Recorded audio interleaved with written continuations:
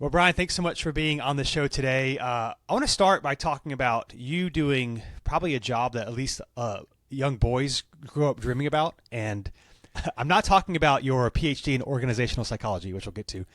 You are a stuntman, and I told you just before we got on, I thought that like that was in your past. You're still doing stunts.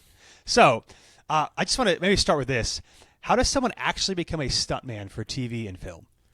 Well, that's funny. First of all, thanks for having me. I really appreciate you bringing me on. It's a question I get all the time, and it's something that whenever I'm working, especially if there are extras that are working, it's inevitable that somebody's gonna ask, how do you get to be a stuntman? And I never know the right answer. I could tell you how I became a stuntman, Okay. but there's not a way. It's not Right. like if I want to be an orthopedic surgeon, then what you do is you go to college, and then you go to the other college, and then you do your residency. There's a path to it. Right. There's no path that's just decided ahead of time for stunts. That people get in a lot of different ways. I mean, me, I was always an athlete as a kid. And then I got lucky enough to know a guy who was the company manager of the Batman Stunt Show at the Six Flags in New Jersey, where I happened to be going to college at that particular time because I went to Rutgers. And those things just came together, and I was able to go to the park and see the show, and that's where that's where I put it together that stunts was even a job. Before then, I didn't know. I mean, I'm 51, so when I was a kid, The Fall Guy was a TV show. It wasn't a movie. It was Lee Majors on television, and I used to watch it regularly. So it's funny that you say, young kids or the people, how do you get to do this?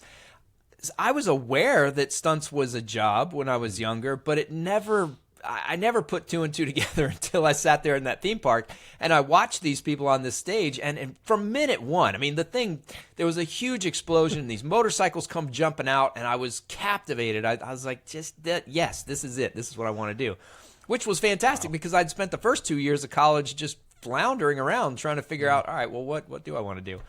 So I went backstage and I asked the question you just asked of the people who were in the show. How do you get to be a stunt person? How do I get this job? And they told me, they said, well, you got to know how to do fights, high falls, and motorcycles.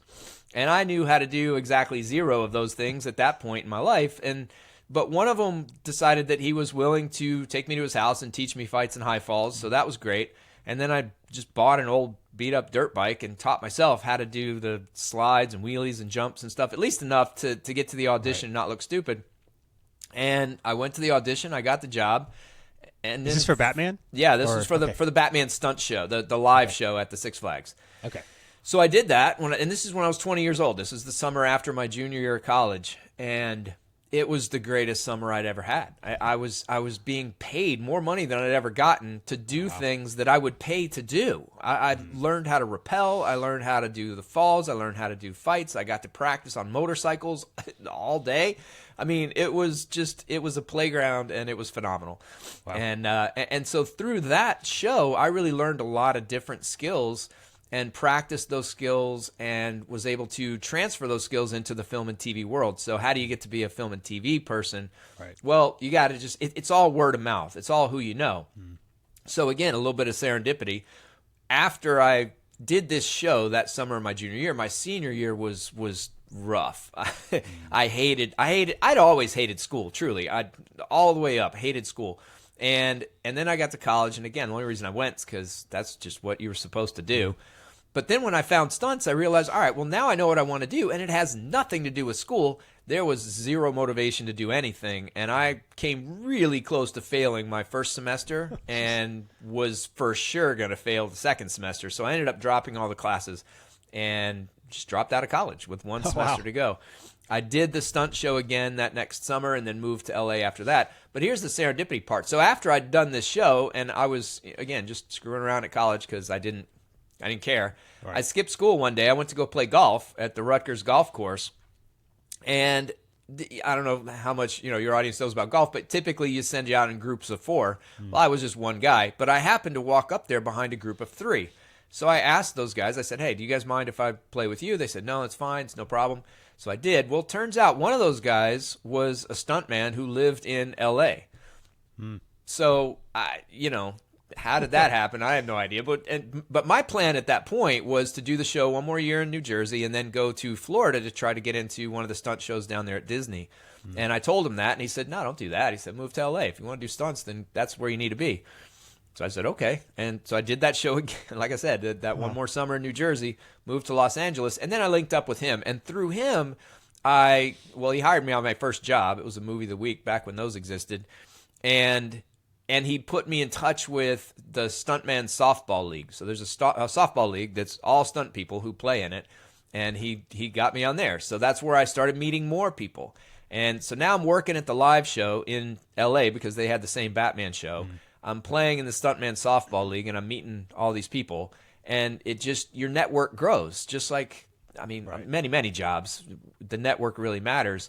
In stunts, it really matters because the way you get hired is a stunt coordinator will get a script, and he or she looks through the script and marks the different places where there are stunts. So, whoever falls down some stairs. So then they think to themselves, okay, so who do I know who's this size who can fall downstairs? Oh, Brian, he comes to mind, so let me call him. And that's how you get work. There are very few auditions. You can send your picture to people. Maybe they'll look at it, but really the jobs are just, you come into somebody's head when they're thinking about hiring, and that's how you get the work.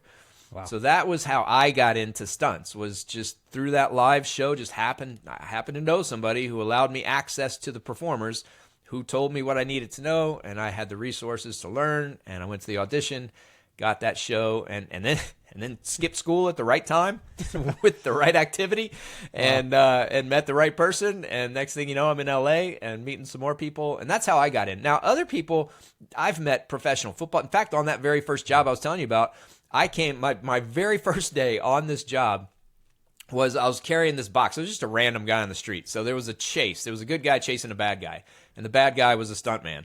And they're running, sprinting down this sidewalk, and I'm just a guy with a box just coming around the corner, and then boom, the bad guy hits me, and I go flying. That guy played safety for the Jets. So that was day one. That was my introduction to stunts, was just getting laid out probably 8 times by a former Jets safety. But I've worked with another guy who's Pittsburgh Steelers. There have been professional baseball players, professional motocross people, Olympic gymnasts, Olympic martial artists. I mean, truly, I've had the privilege of working with some of the best athletes in the world, and that's part of the fun of the job is you really do. You're meeting some and working with some incredibly talented, incredibly skilled people.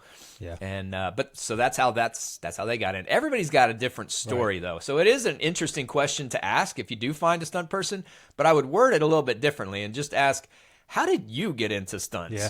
Because there isn't a path. There's not, how does one get into stunts? It's just, how did you do it? And you're going to get a different story every time, and it's probably going to be an interesting one because, like I said, it's good. There's no straight thing from here to there.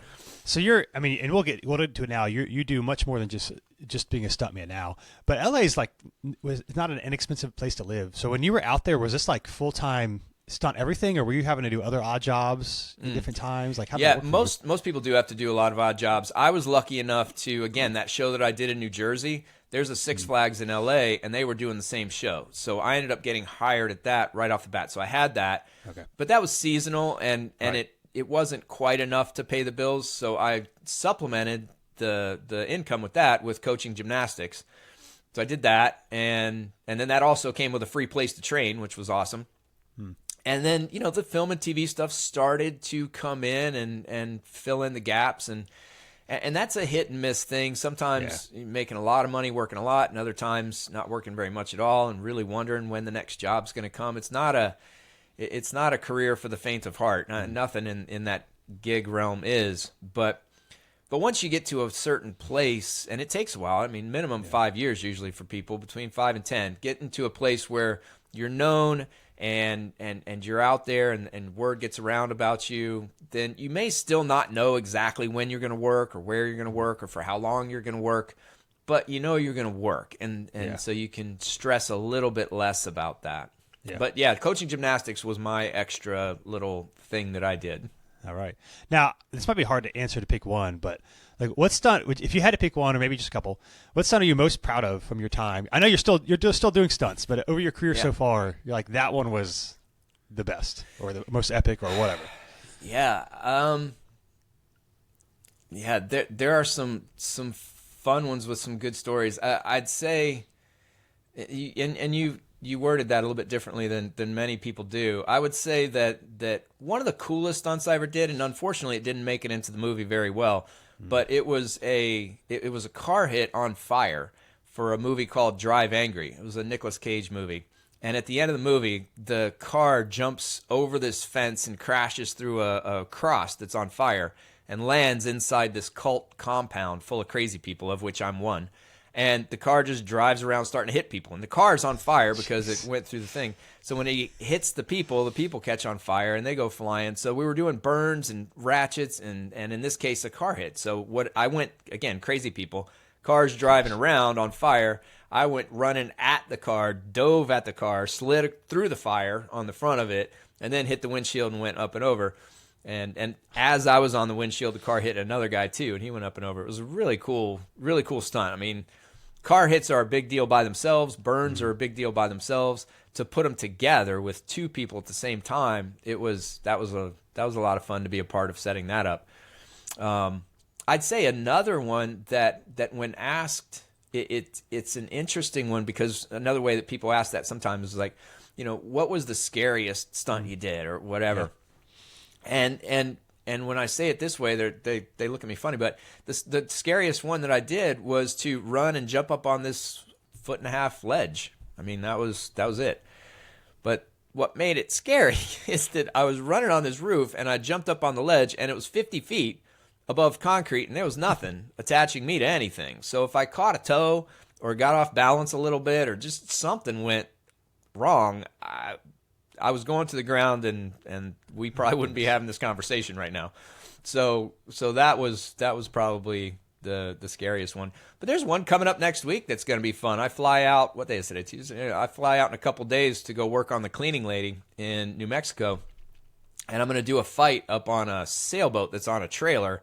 And I get knocked off of the boat. It's about 10 feet to the ground. But there's a picnic table there. So I'm going to get knocked off the boat, clip the picnic table, and go directly to the ground.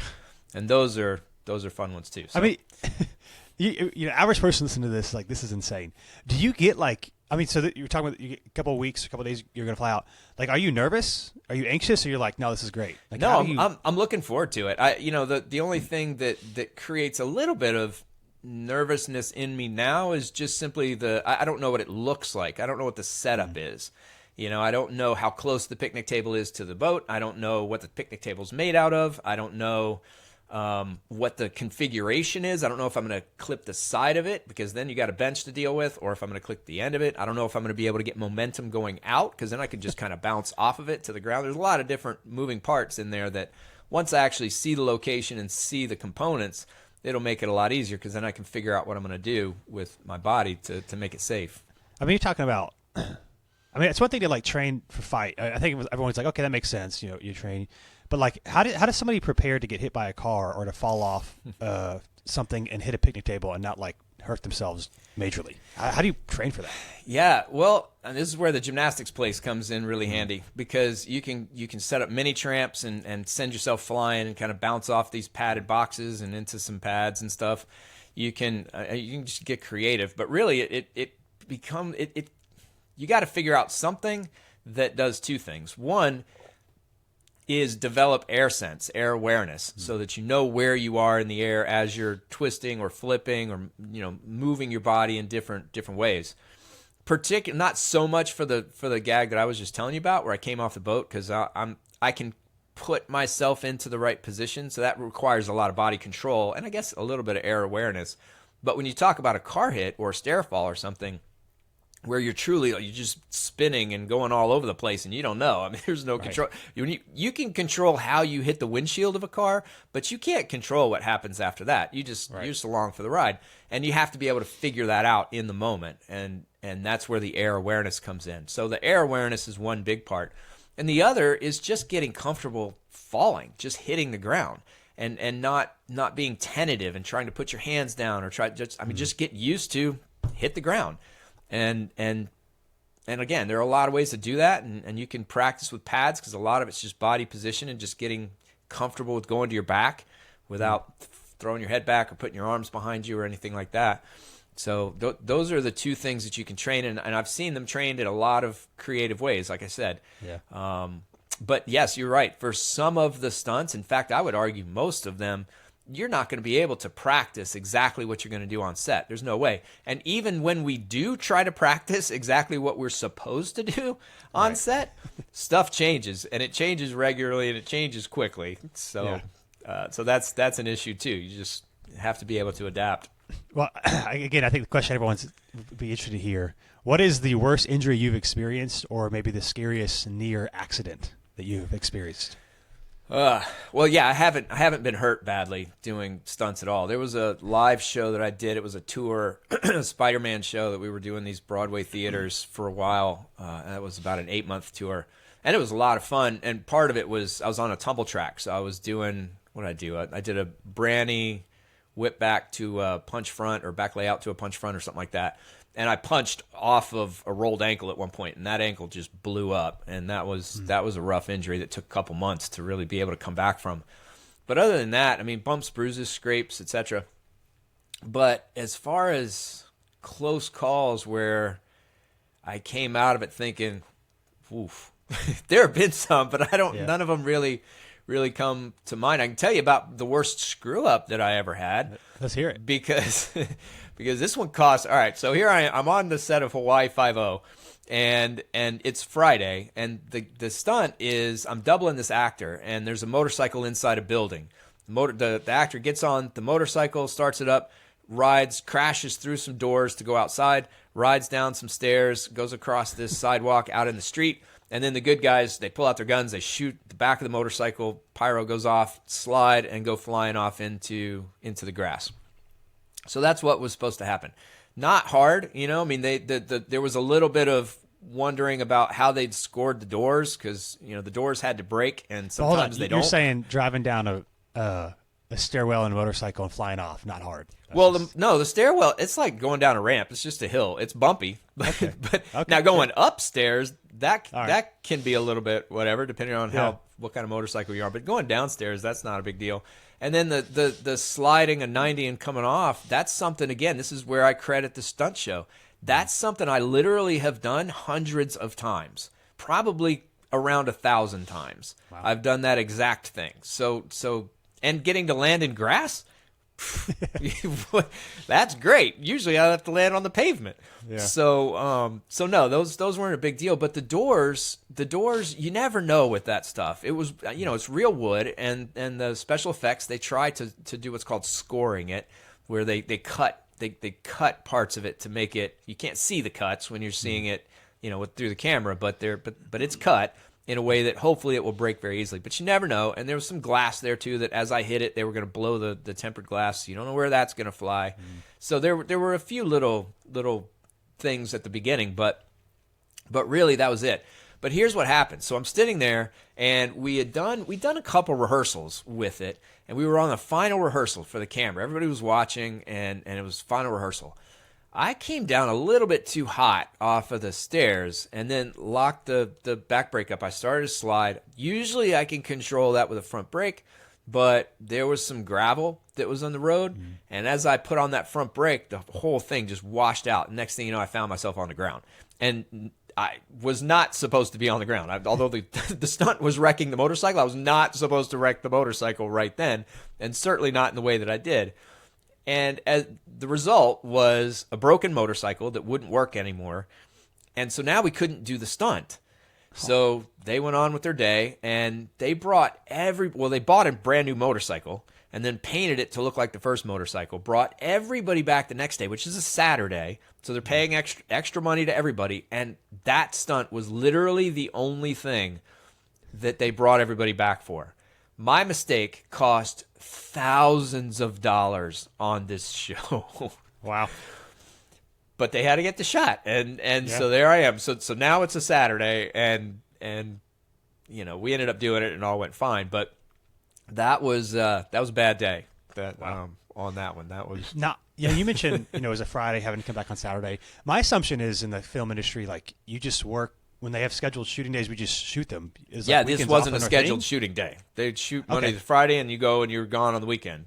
But not in this case because they had to get the stunt. Now, is that pretty typical? Like you shoot Monday through Friday? I thought. Okay, yeah. wow. Now sometimes they'll shoot on Saturdays, rarely on Sundays, but sometimes it depends. Usually it's driving sequences. For example, if they need to close down roads or freeways or get access to downtown areas in big cities or something like that, then they'll shoot on the weekends because it's easier to do that. But typically the shooting schedule runs Monday through Friday. And often what will happen too is you'll start out shooting days on Monday because you'll get a call time of 5 a.m. or something. But then they'll shoot 12, 13, 14 hours, and because there has to be a turnaround for SAG actors, for Screen Actors Guild people, which stunt people are, a 12-hour turnaround, meaning if we wrap at 8 o'clock at night, then they can't bring us back before 8 o'clock in the morning, or if they do, then they have to pay us extra to do that. So what happens is on Monday you show up at 6 o'clock, and then on Tuesday you show up at 8 o'clock, and on Wednesday you show up at 10 o'clock, and then by the end of the week you're working nights because your call time's like 6 p.m. And so that's the way they'll schedule stuff a lot of times is the day stuff will happen in the beginning, and then the night stuff will happen toward the end. But it is a Monday through Friday shooting schedule typically. What would you say is the biggest either for like the film industry in general, maybe for Stuntman specific, either way you could answer this. Like what's the biggest misconception about like what you do or what it's like to shoot something? The biggest misconception with stunt people is that we're crazy and that we have no fear. That's absolutely wrong. Any stunt person who has a career that's lasted any length of time absolutely has some healthy fear and is not crazy at all. They're very calculated and they approach the stunts in a very systematic way. Because if you don't, and you may have even picked it up with how I've described some of these things, like the coming off of the boat and the configuration of the table and how my body position is going to, all of that stuff is relevant, and you have to consider it if you're gonna walk away. I mean, I've seen some guys who relied more on just the fact that their bodies can take a beating than the systematic approach, and they don't tend to last very long. In fact, there's another story. I was working on this TV show. It was called VIP. It was a Pamela Anderson show maybe 20, 25 years ago. And the stunt was there's a U-Haul truck driving down the road at about 15 miles an hour, and there's a fight happening inside it, but we don't see the fight. We hear it. And all of a sudden, I come flying out the back of the truck, hit the ground and roll, and a motorcycle that's chasing the truck goes swerving around me. And then another guy comes out the back of the truck. He hits the ground. Motorcycle swerves around him. Truck goes around the corner. Motorcycle follows, and that's the cut. So all of that was in one shot. Well, so as the truck is driving one direction, when you're coming out the back of it, it's a weird thing because you're going one direction at 15 miles an hour, but you're jumping the other direction. But because you're just standing there at a steady speed, this is a little Einstein special relativity for those out there, we don't know that we're moving. We don't feel like we're moving. We feel like we're standing still. So if I'm jumping out the back of the truck, it feels like my body's moving that way. Yeah. At the speed that I'm jumping, but it's not. It's still traveling the other direction. And you have to know that because what happens is as soon as you hit the ground, you're getting sucked back the same direction that the truck was driving. Yeah. And people have died this way. They've come out the back of the truck just jumping, facing back. They land, their feet hit, and then they get sucked backward and they crack their head. I mean, truly, there was a Canadian guy that died with that coming out the back of a van. So it's one of those things you got to understand the physics behind what you're doing so that you can get your body into a position that works. Well, as I was thinking through this stunt, I was thinking, okay, well, how can I get my body into a position where I can hit the ground and I can roll safely? And I came up with a backflip because if I'm doing the backflip, I'm facing the front. I do the backflip out, and then as I tap my feet, I'm just going to tap and roll, but I'm rolling in the direction the truck was facing, and I'm facing that direction too. It makes the roll very easy to get into. So in my mind, I'm rehearsing it using mental imagery, which I use constantly, and it made sense. It felt right. So I said, that's what I'm going to do. Well, the other guy who was coming out, I don't know what he rehearsed in his head or even really what he did because I didn't see it. I was busy doing my own thing. But whatever he did, he came out in such a way that his arm got stuck. And as his body was starting to roll, it didn't because his arm prevented it. And his head kept going and boom, hit the pavement. And and he was out. So the truck went around the corner. They called cut. I stood up, gave him a thumbs up. He laid on the ground and didn't move. And so I was closest one to him. So I ran over, and he had blood pooling underneath his head. I'm calling his name, and finally he's getting all groggy, and tried to get up. And I was like, no, stay put. And the medic was there, and the medic came over, and they put him in whatever they did. They called an ambulance, and he went away. He ended up going home. He was fine. There wasn't any permanent damage, but it was a scary moment, and it happened because it was just such an awkward thing. This is a guy who, in most situations, very good stuntman, and could hit the ground and roll, but in this awkward, weird, counterintuitive type of situation where you're going one direction, you got to roll the other. It's one of those things that if you're going to last long in this business, you can't just fling your body around. You really have to use your head too, and understand how that stuff works. So as far as misconceptions, that's it. It really is. You hear all the time, you guys are crazy. Not crazy, man. And I got a couple graduate degrees in psychology to go ahead and confirm that is, I'm sane as anybody else. Yeah, so I want to talk about this. So you're still in it. So you're like 3 decades into Stuntman. Yep. But somewhere in the process of this, you went back to school. You've now got your PhD in organizational psychology. So how does your time as a stuntman, and you're like who drops out of college, decide, you know what, maybe I want to go back? How does that happen? Well, after about 4 or 5 years in the stunt business, a couple things happened. One is I missed learning, which was strange to me because I told you I hated school. I hated school all the way up through whatever. Now, I did enjoy the psychology classes that I was taking in college, but that was really it. Well, that's not true. I enjoyed the art history classes too. Who knew? I didn't know. I didn't figure I would like that, but I did.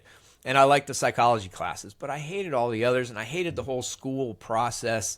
But 4 or 5 years into, of being out of school, I missed learning, and I only had 1 semester left to go.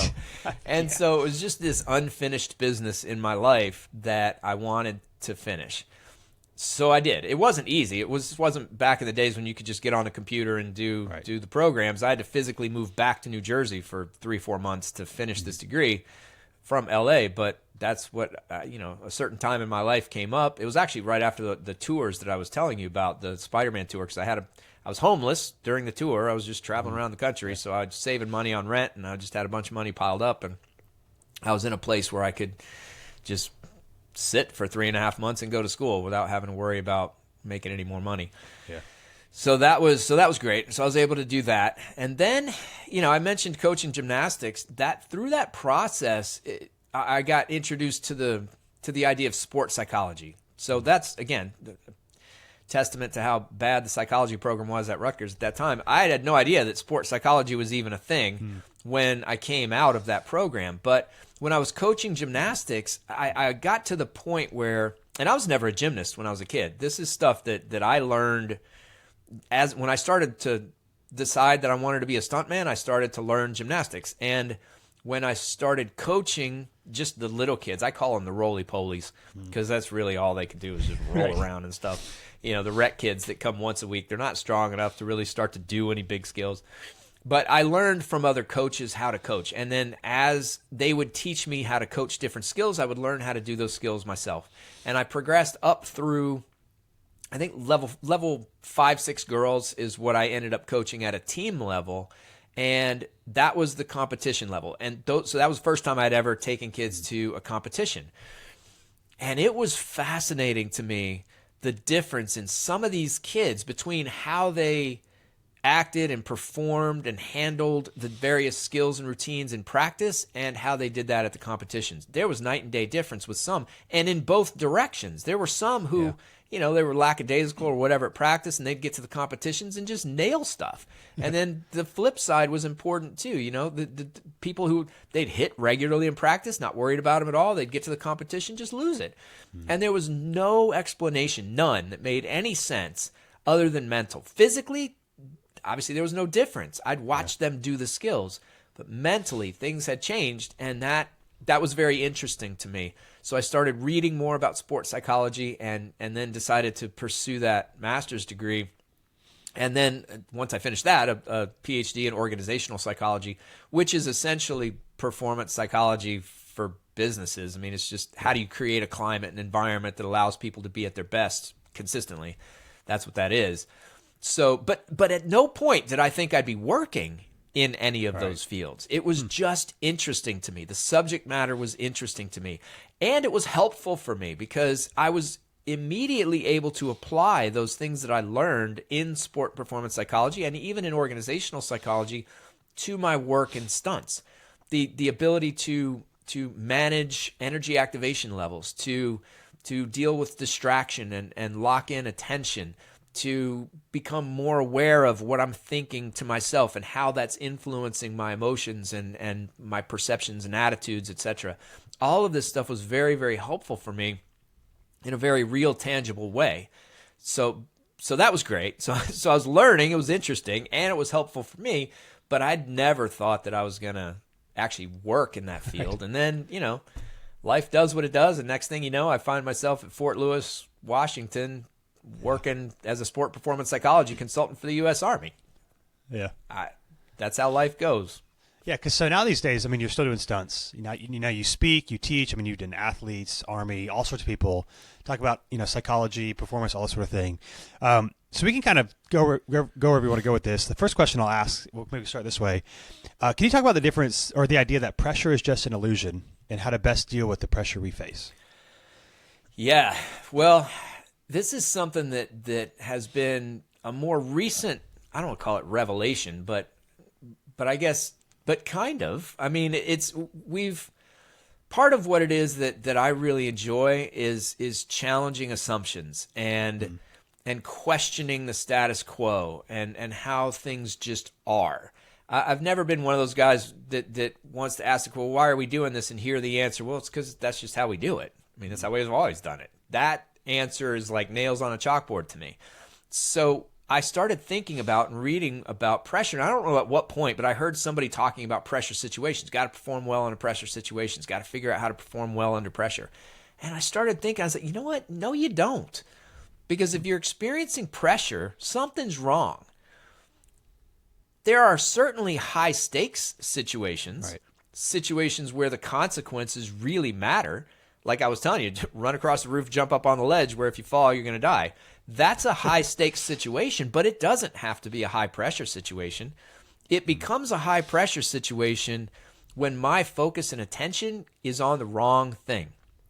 So pressure exists in the mind, not in the moment. It exists to the degree that we create it. So if I'm in that situation and where my attention goes is to those potential consequences, be they good or bad, and I'll get into more of that in a second, but if my attention is on, well, if I screw this up, I'm going to die. If I screw this up, the coordinator's never going to hire me again, or my job's I'm not going to be able to pay my bills, or my relationship with this person is going to be gone, and not even just in a work setting. I mean, truly, situations, they generalize to even, challenging conversations with spouses or loved ones. Maybe you need to have a conversation with a child, a spouse, a peer, whomever about you think they're drinking too much, or a spouse about cheating or, bad behavior, whatever it might be. It's a hard conversation and the stakes are high. Yeah. But we don't have to feel pressure in that situation, but we will if again, our mind is on the what ifs. What if this happens, then this is going to happen, on all the consequences. So that's where pressure lives, is in those outcomes, is in the consequences. And I mentioned even if the consequences are good. So for example, it might be, maybe I'm thinking to myself, and this is actually something true that happened in that stunt that I was telling you about with the truck that was driving down the road where I did the backflip out the back. That day, there were, I don't know how it all happened, but there were 4 or 5 huge, big-time stunt coordinators who were on set that day. And one of them was driving the truck that I was in, but the other ones were all standing off to the side watching it all happen. And in my mind, part of where it went to was those consequences. Man, if I screw this up, these guys are never going to hire me on anything. They're going to talk about me. Everybody in the business is going to know that I'm going to make the stunt coordinator look bad. He's given me a chance. I don't want to let him down. And then I flipped it around to, Yeah, but what if I hit this? What if I nail it? What if I get this right? These guys are watching. This could punch my ticket. I could be on the next huge movie and not have to worry about anything. All of that creates pressure, right. Whether it was the good or the bad consequences that I was focused on. It was creating this pressure, this intensity inside me, and none of it is helpful. So this is why I say we do not need to, nor should we, perform with pressure. If we're experiencing pressure, that should be a red flag. That should be an indicator that our attention's in the wrong spot and needs to be shifted. And it needs to be shifted to the present moment, right now. What are those things in this moment that I can do that will create conditions that make success likely? I can't guarantee success. Right. I can take all the steps in my power and still not guarantee success, but I can control what I can control and I can do what I can do in order to make success more likely to happen. But that all happens in the present moment. None of it happens in the future. And when we're thinking about those consequences, that's what we're doing. And I think it's helpful for people if they really recognize that when we're in that mindset of thinking about those potential consequences, they are just that. They are potential consequences. They're not real. We're imagining them. Now, the probability of their happening might be high. That may very well be true. Yeah. But they haven't happened yet. They're not real. We are creating them in our imaginations, and that's where the illusion part comes in. So if we look at situations from one perspective, wow, this is a high stakes, a lot of importance, things could go badly, things could go well. From that perspective, now we experience pressure.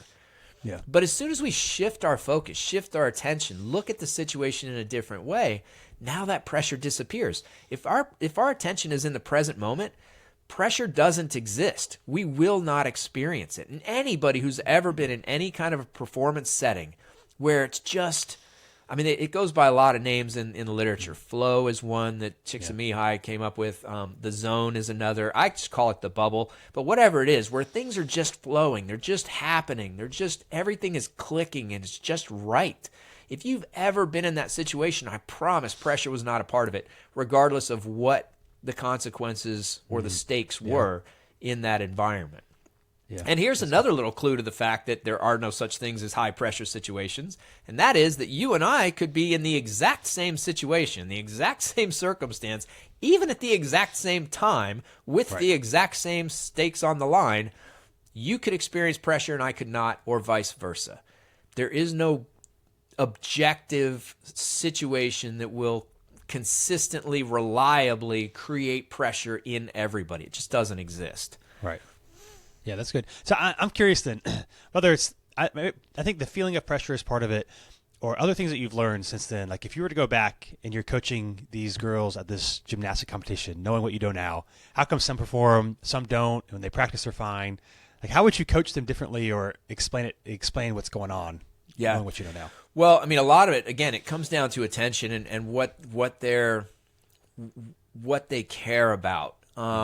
And so there's a tie to motivation in some ways. And when you're talking about kids too, you got to also talk about the parents. You got to talk about the coaches, what they're emphasizing.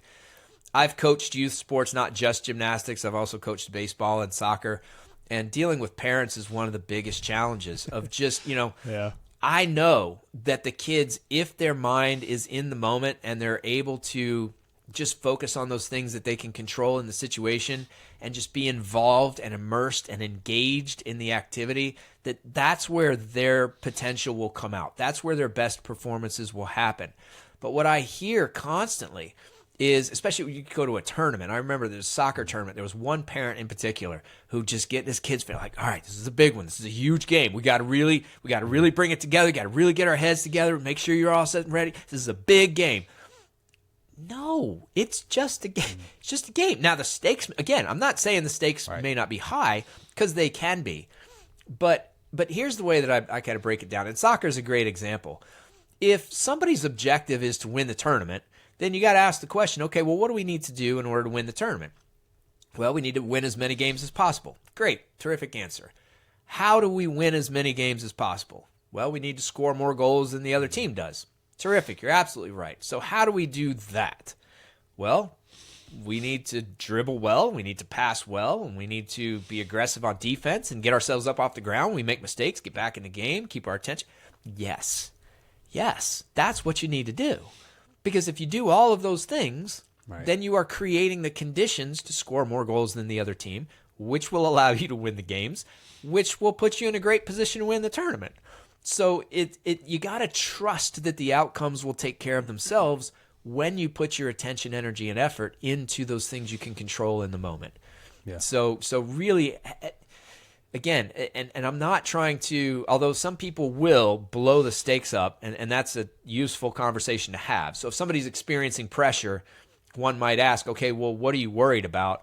And then they tell you, and you can kind of talk them through, okay, well, really? I mean, is that really likely? Is that something that you really need to worry about? And let's say it did happen.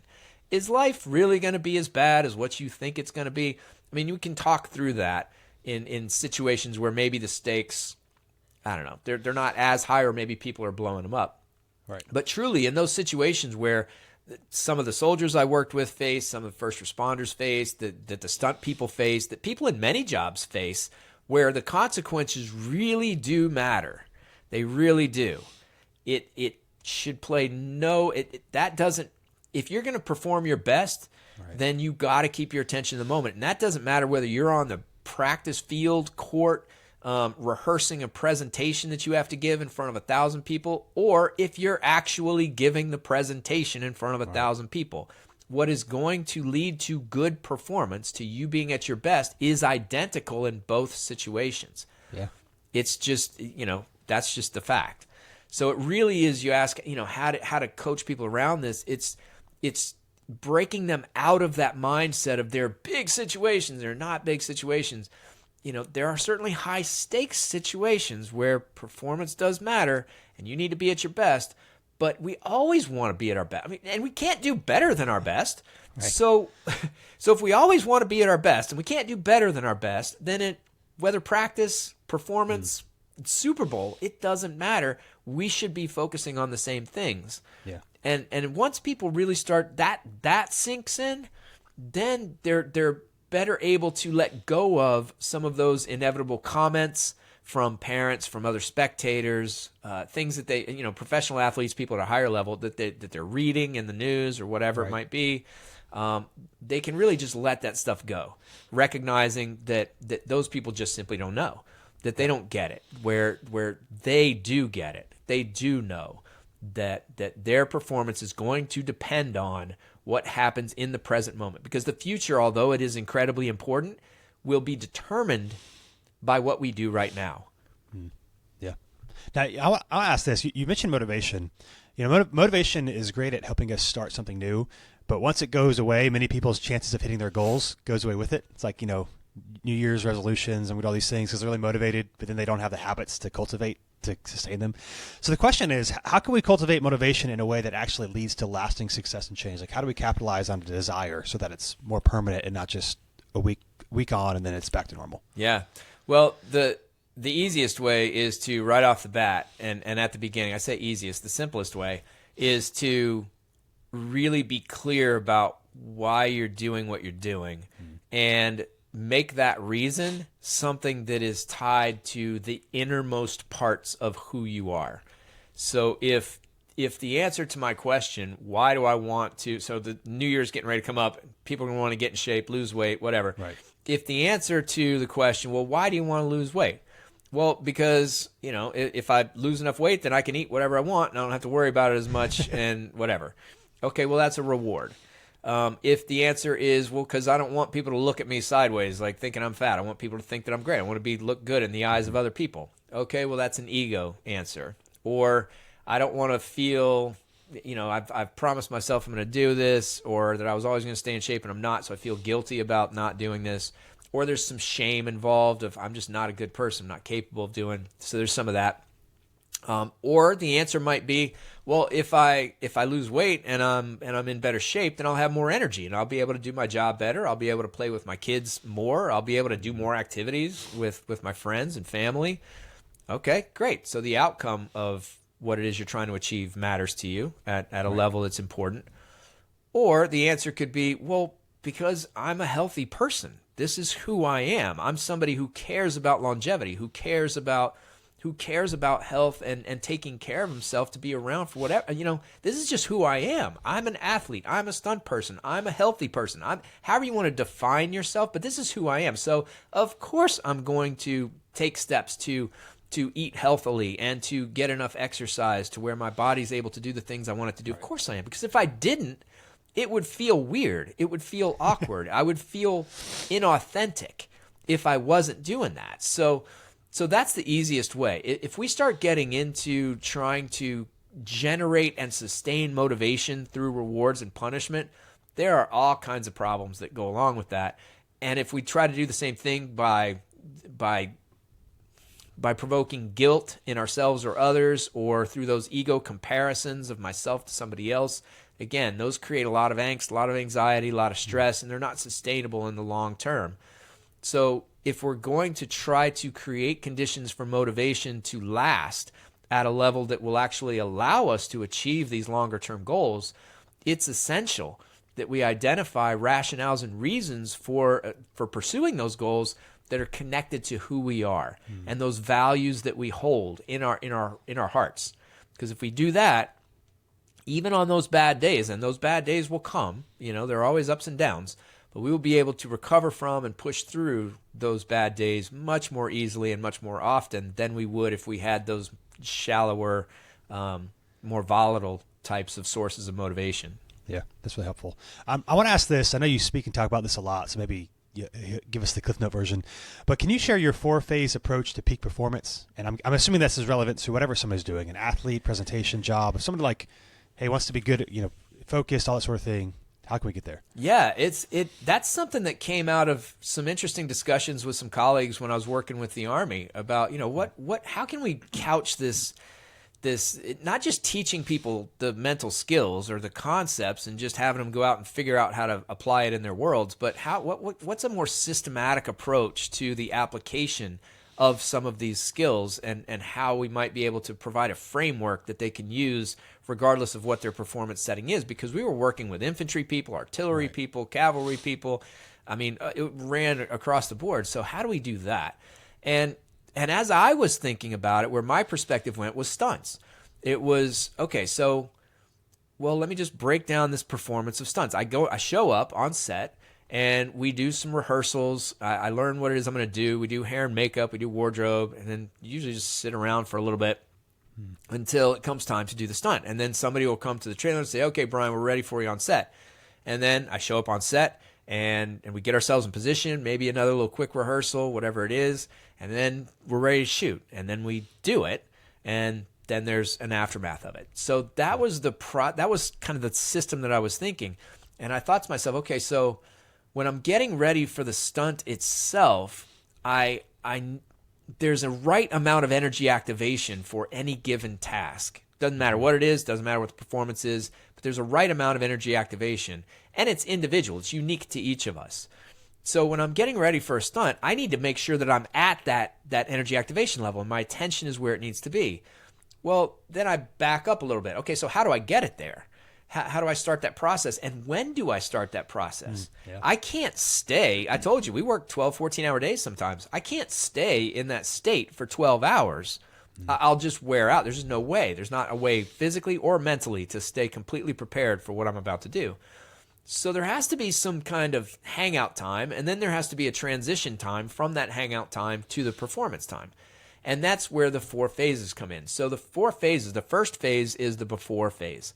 This is the hangout, the preparation, the learning, going through stuff. This is the rehearsals. It could be, what are we eating? When are we sleeping? It really is. It's personalized to us as to when that before really starts for a performance. But that's that part.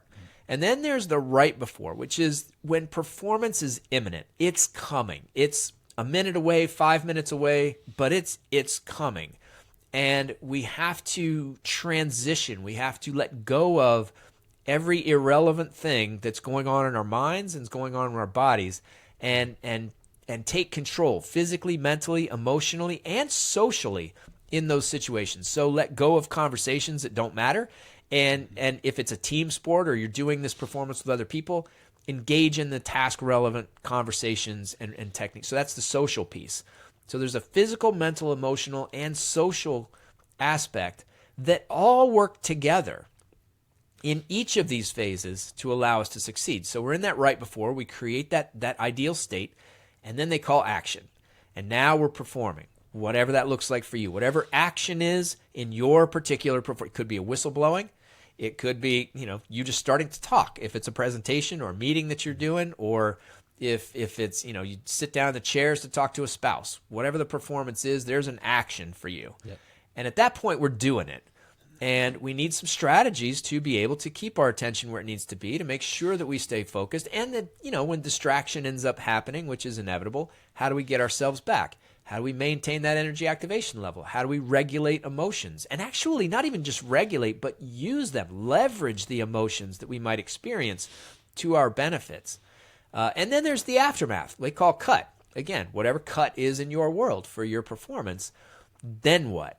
Well, we've just expended a lot of energy. So the recovery, the phase 4 part, is twofold. One is you got to recover energy. So how are you going to do that?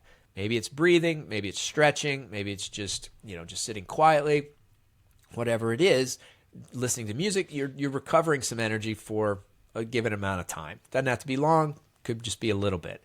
Yeah. And then the second part of that phase is the learning part. So what can I take away from that experience? What did I do well? What do I want to keep for the next time this thing rolls around?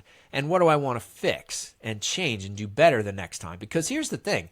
Most of the performances that we care about aren't just one-off deals. Right. We're going to do it again. Now that it may be, like in the stunt world, might be take 2. I might do it again immediately. Right. Or at a swimming competition. Sometimes swimmers will finish one race and they go right into the next race. Could be a presentation where you do it, and then maybe you're not doing it again for another month or 6 months or a year, but it's going to happen again probably. So we got to take the time to recognize, okay, well, what are we doing well and what didn't we do well, and how can we put what we've learned into practice the next time? How can we do that? So those are the 4 phases: the before, the right before, the during, and the after. And I think that what I've found, at least with working with performers from various areas, like you said, the Army, the athletes, performers, stunt people, actors, even business people. I mean, when I work with organizations and I talk to the leaders, and I worked with real estate agents for a long time, different salespeople. When they go in for a sales call or they have a meeting with a big client, that's a performance. And thinking about it in terms of these 4 phases has been helpful for them. So this before phase, I'm in it. What do I need to do? How do I make sure that I'm physically, mentally, emotionally, socially set up for success? Okay, now we're about to go. How do I transition? Now I'm going. How do I do my best in the moment? Now I'm done. How do I recover energy efficiently? And how do I learn from this experience so I can be better next time? That's a process that a lot of people have found a lot of benefit from. Yeah. And as I'm listening to you too, I think going back to what you said earlier about we can make the soccer game or the Super Bowl, it's a big thing, and then it kind of gets out of whack, as opposed to if you have a process of how you're going to handle and go through this thing, the bigness of it or the consequences no longer become your focus. It's just like, here's my plan, here's what I'm going to do. I think it could be helpful. Yeah, it's very anchoring. It's very anchoring. It allows people to, because sometimes, especially with those performances that are high stakes ones, right, we can become overwhelmed. There are a lot of moving parts. We don't really know where to start or when to start or how to start. We don't know what to do. If we do allow our attention to go to the wrong place, to those high stakes consequences, and we start to feel the emotional ramifications of that, we don't know how to handle that or how to deal with it. So yeah, this structure provides a foundation, a way to ground people, to anchor them into actual things that they can control. Yeah, there's so many things I could ask you. You've got the degrees, but you also got the practical experience, so you've lived it yourself. I think I'd be curious to hear your perspective on this. When it comes to trying new things, going for things, limiting beliefs are crushing. They're paralyzing for a lot of us, and it could be I'm not smart enough, I'm too old, I don't look like the person, I don't have enough experience, whatever. And I know that maybe the answer depends on the circumstance and what the particular limiting belief is for that person. But how, maybe just generally speaking, how do we face and maybe fight off some of the limiting beliefs that stop us from trying or pursuing or doing a new thing? I think one way of thinking about this, if we think about this new thing as an opportunity, I think it might be helpful to start there, and then maybe we can get into some of the specifics. So when I think about opportunity, when I talk about opportunity, I think that opportunities come often. Some people will say, no, it comes in a blue moon or whatever it is, but I don't think so. I think opportunity, maybe not every day, but they come frequently. But we miss them often, and we miss them often because of some of those beliefs that you're talking about. So for me, in order for people to recognize and take advantage of opportunities, three things have to be in place. One is we have to be open to the possibility of the opportunity coming at all. So there has to be an openness, a willingness to allow the environment in, to check out different things, to look at them a little bit differently, and allow that opportunity to even enter our awareness. And this is where goal setting, although ubiquitous and sworn by a lot of people, I think can be counterproductive. So, and I know that that's sacrilege in a lot of people's minds, but goal setting can be bad, and here's how. Yeah. If I'm so fixated on an objective, so at this point in time, right now, I want this. Let's say I want to get a degree. That's my goal. It's a long-term goal. It's going to take a while to get there, but that's what I want. Well, then I continue living, and I'm focusing on that goal. I've structured my life around the pursuit of that goal. And if I'm fixated on that and my tunnel vision has prevented me from seeing other things, this is where the openness, I may not recognize other opportunities that might come up that at that particular point in my life might be better. And that gets into the second thing that's necessary to take advantage of opportunities, and that's flexibility. Because once I do recognize that something is an opportunity, I have to be able to flex and move and let go of that goal that I set however long ago and move in a different direction. I have to recognize that, yes, at that point in my life, when I set that goal made sense, and it seemed like the best place to put my priorities and my energies. And then I continued to live, and I continued to learn more, and I continued to meet more people and experience more things. And now I'm different. And because of that difference, I see that this other direction might be better for me. So that's a flexibility, being willing to shift and move as the situation changes, as our circumstances change. We're able to flex. So we've got the openness to even see it, the flexibility to shift it, and then the third thing, and this is where I think a lot of people get hung up, and this gets to your point of those limiting beliefs, is the courage to pursue that new direction, the courage to enter that uncertainty, to enter into that new realm that we don't really know and in which failure may lie. So how do we handle that? And again, a lot of it comes down to perspective. So if failure is something that I'm worried about, I could try it, but it's never going to happen. All these other people are better than I am. Right. I'm never going to do it. Changing that around, and again, this gets to what I was kind of saying with with pressure in a way, is let's say you do fail. Is that really so bad? What maybe has come from this experience that even if you don't achieve what you've set out to achieve, still is worth having?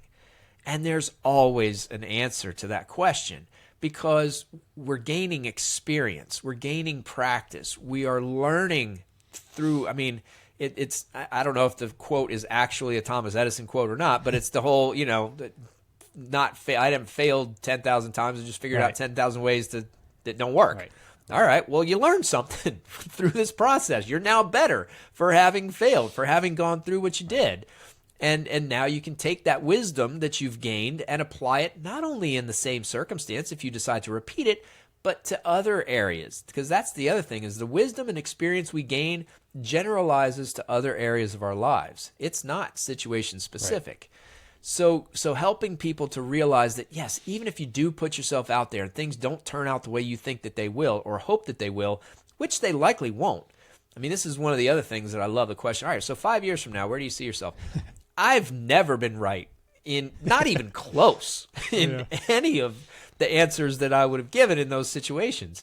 So the chances are whatever you're thinking is going to happen is not going to happen.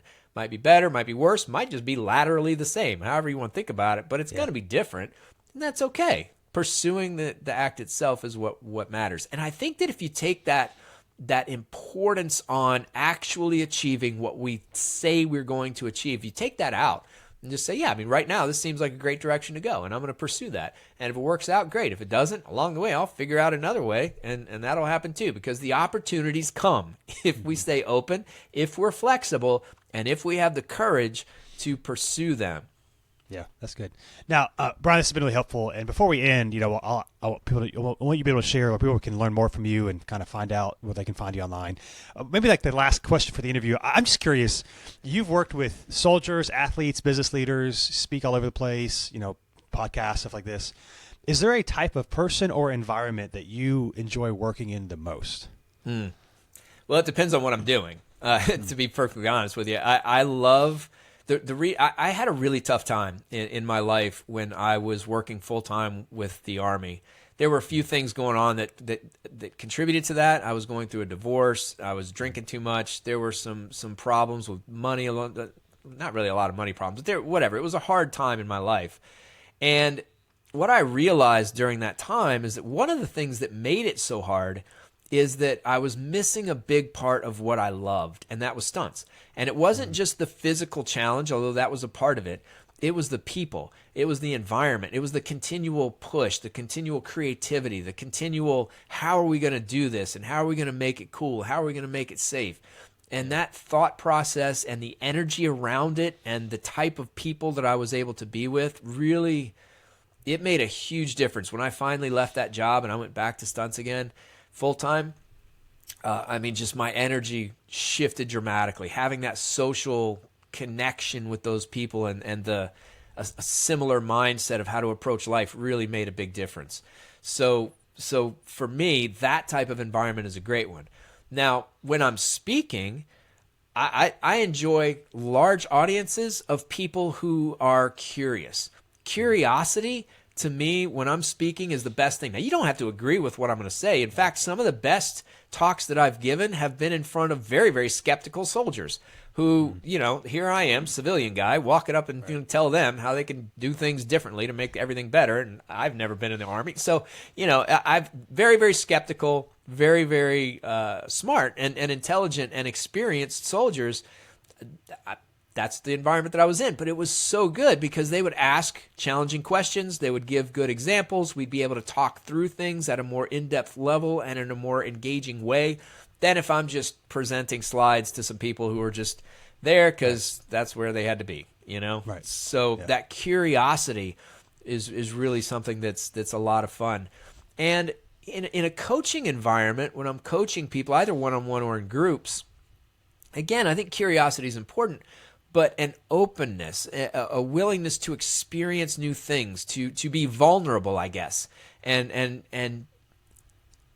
be open to the fact that you don't really know what's going to happen, or something new might go on. You may experience emotions that you haven't had, or there's going to be some struggling through. Because here's the thing: the mental skills that I teach are skills. They're skills just like any other skill that we didn't know how to do one day, and now we do. How do we know? Because we were taught, we learned, we practiced, we gained proficiency, and now we can do it. Mental skills and ways of thinking, patterns of thinking are the same way. But it takes a while to struggle through. The examples that I like to give for this are for anybody out there who's a bowler or shoots pool. Those are the examples. Because if you go to a bowling alley, and you get a bowling ball and you throw it down the middle of the lane and you get pretty good at that and you can hit it kind of, off to the side just a little bit, you'll score 150, 160 pretty regularly in your games.